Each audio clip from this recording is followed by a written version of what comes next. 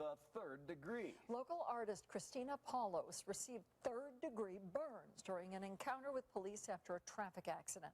Today, our new IT member Glenn Meek joins us for his very first report here. He's had years of investigative experience in Las Vegas. We welcome him here tonight with exclusive details about how that woman was injured and how the incident has changed her life. And it's been an absolute privilege coming aboard here, and I'm really enjoying it so far. But I have to start my career here with a little bit of a warning, because the images of the woman's injuries are so graphic that we're going to show you.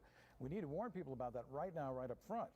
Now, it all began on a hot August day when a car crash and a woman's arrest led to severe burns from scorching pavement and a lawsuit alleging excessive force.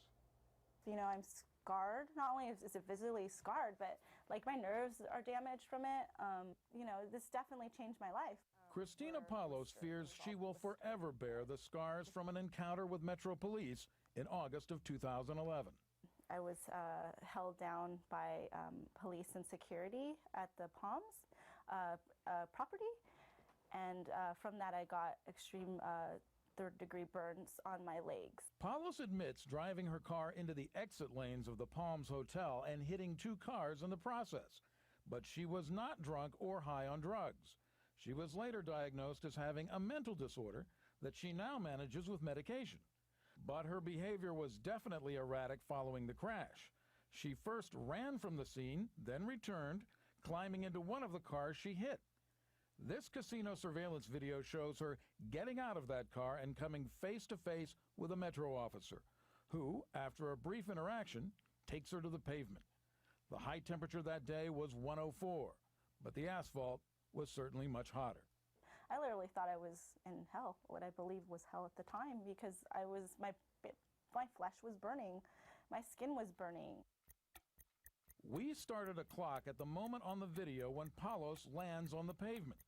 She appears to be on the hot asphalt for more than 3 minutes, which her lawyer says shows a disregard by those detaining her for the danger she was in. People have been taken down but brought quickly up. That didn't happen here.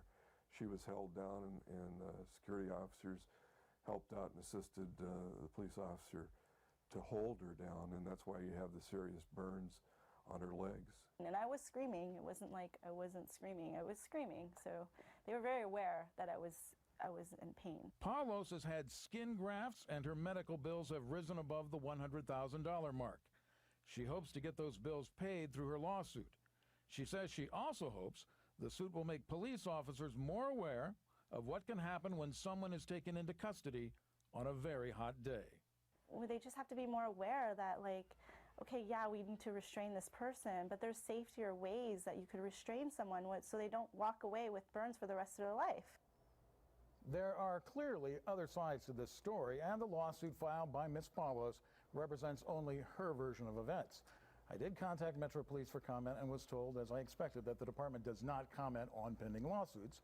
And the Palms Hotel also declined comment, citing the same kind of policy. But certainly neither Metro nor the Palms are letting this go by. They are aggressively fighting this lawsuit, and we do expect something to come out of that in terms of response. They have already filed a response in writing that essentially says that these allegations of wrongdoing are not true, and that any injuries that Ms. Paulos sustained were the result of her own negligence and or actions. Still, those pictures, boy. Wow. Yeah. Thanks for the warning. Keep us Great to have posted. you here, too. Good to be here.